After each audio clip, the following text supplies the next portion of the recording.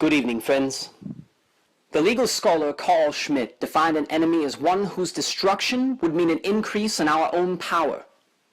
This is to distinguish between true threats and mere nuisances or hostile opponents unworthy of distracting our attention. Who, then, stands as the enemy of the American people? Is it Russia or China? Certainly not.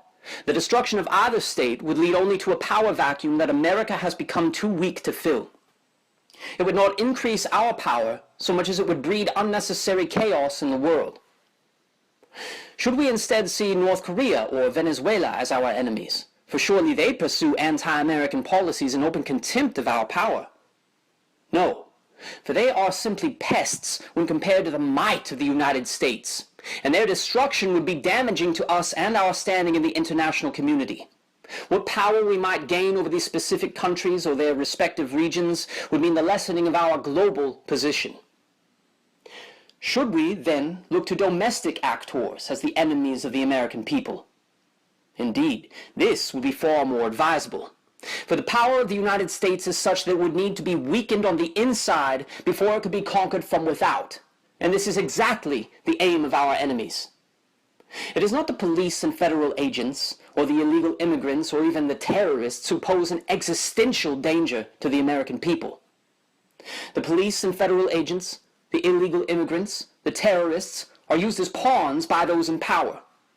Certainly, they may do great evil, and certainly they may be inexcusably hostile.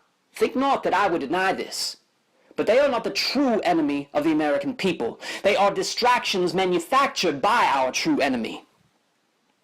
Whose destruction would lead to the resurgence of our nation's power and vitality?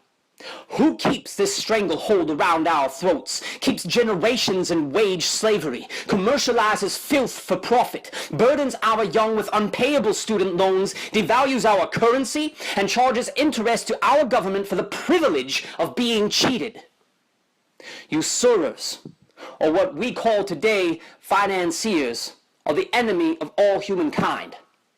Whether in the form of the Federal Reserve, speculators or stockbrokers, multinational corporations or banks, their internationalist program is pursued in their interest and the interest of their shareholders, not in the interest of the American people. Their worship of money is an affront to the human spirit. Their parasitism enriches them while draining us. They need produce nothing to consume our lifeblood. They direct our labor to their ends. They own our very lives and charge us interest payments before we can be handed the title.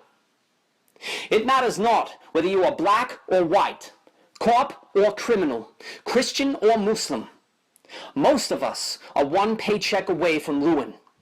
We all fear for our children, knowing we could not afford the medical bills if some ill befell them. We risk disgrace when we dare to tell the creditors we cannot afford the bill this month.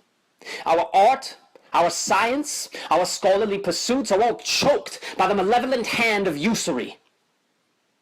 Money has pushed Western civilization forward. This cannot be denied.